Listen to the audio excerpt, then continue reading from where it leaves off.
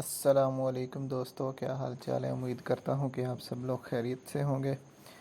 तो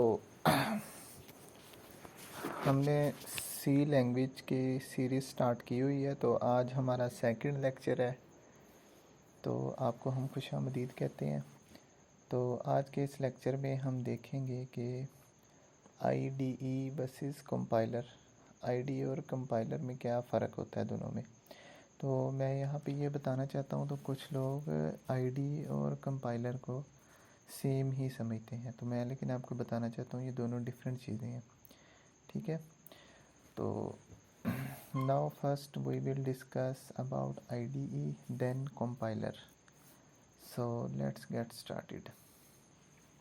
तो फिर से यहाँ पे क्वेश्चन 1 है, व्हाट इज़ आईडीई। तो मैं इसका आंसर यूँ दूंगा इसकी डेफिनेशन से। आईडी क्या होता है, देखें आईडीई जो होता है वो आप कह सकते हैं कि एक तरह से हमारा कोड एडिटर होता है, जहाँ पे हम अपने कोड को लिखते हैं। ठीक है, अब जैसा कि आप ये देख रहे हैं इसकी डेफिनेशन में, बल्कि उससे पहले ये देखें ना कि डेव सी प्लस प्लस मैंने ओपन किया हुआ है, ये एक आईडीई है। ठीक है ना, तो ये भी एक आईडीई ही है। ठीक है, तो अब हम इसकी डेफिनेशन देख लेते हैं। एन इंटीग्रेटेड डेवलपमेंट इन्वायरमेंट, ठीक है, IDE is a software for building application that combine common developer tool into a single graphical user interface।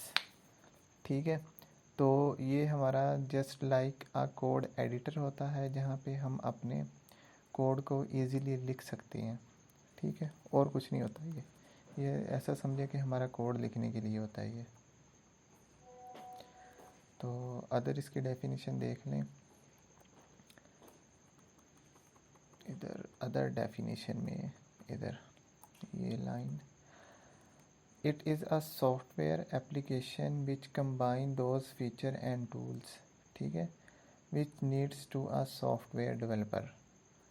ठीक है, तो ये एक सॉफ्टवेयर एप्लीकेशन होती है जहाँ पे एक जो है डेवलपर जो होता है, प्रोग्रामर जो होता है, अपने कोड को आसानी से लिख सकता है।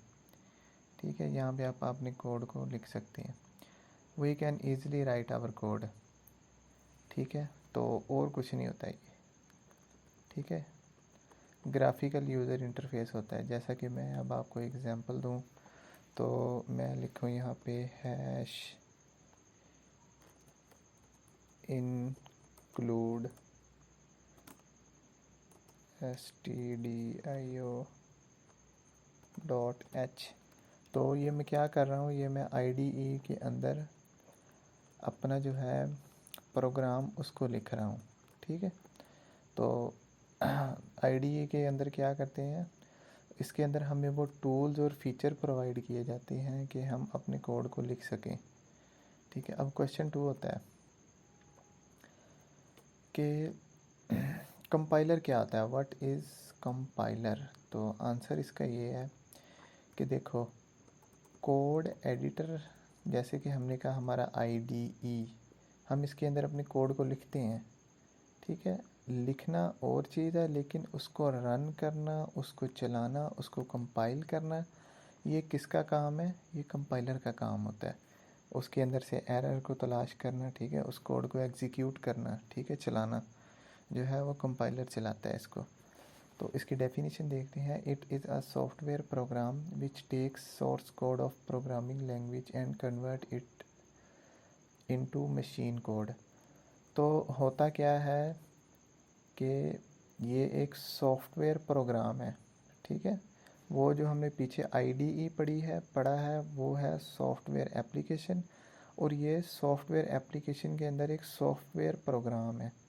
ठीक है, जो कि क्या करता है, जो हम कोड लिखते हैं उस सोर्स कोड को लेता है और फिर उसको क्या करता है, उसको मशीन कोड के अंदर कन्वर्ट कर देता है।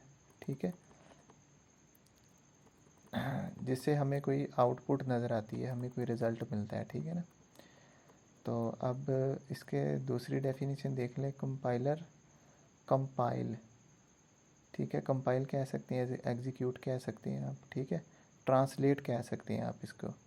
Compiler compile source code to CPU instruction 01 के अंदर, ठीक है, सीपीयू इंस्ट्रक्शन 01 के अंदर, और मशीन कोड और एग्जीक्यूटेबल फॉर्म, ठीक है। तो वही बात आ गई कि कंपाइलर हमारा जो है वो ट्रांसलेट करता है हमारे कोड को, एक जो है वो इंस्ट्रक्शन को 01 की फॉर्म में मशीन कोड के अंदर, और फिर उसको चलाता है, ठीक है। और फिर हमें कोई ना कोई रिज़ल्ट मिलता है, कोई आउटपुट मिलती है हमें। अब इसकी तीसरी डेफिनेशन है, इसके अंदर आपको सब क्लियर हो जाएगा, ठीक है। कंप्यूटर सॉफ्टवेयर, ठीक है। कंपाइलर क्या है? कंप्यूटर सॉफ्टवेयर है दैट ट्रांसलेट कंपाइल्स, क्या करता है?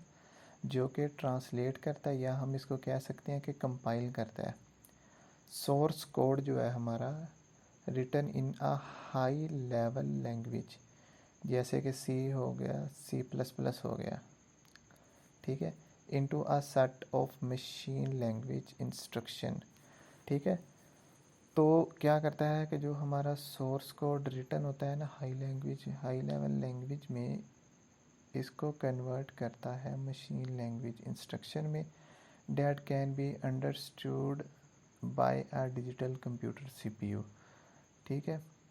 तो जो कि बाद में जो है ना उन इंस्ट्रक्शन को चला के तो हमें जो है वो आउटपुट मिलती है। तो उस आउटपुट को जो है हमारा सीपीयू जो है ना, उसको जो है वो अंडरस्टूड करता है, उन इंस्ट्रक्शन को समझता है हमारा सीपीयू, और उसके बाद हमें कोई ना कोई रिज़ल्ट मिलता है, ठीक है।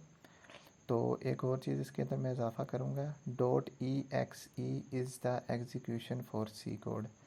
तो क्या होता है कि जब हमारा जो है सोर्स कोड जो है हमारा कंपाइल होता है, तो जब वो ठीक ठाक सही तरीके से रन हो जाता है, उसके अंदर कोई एरर नहीं आता, तो उसकी .exe फाइल बन के आ जाती है। तो आज के लिए बस इतना ही।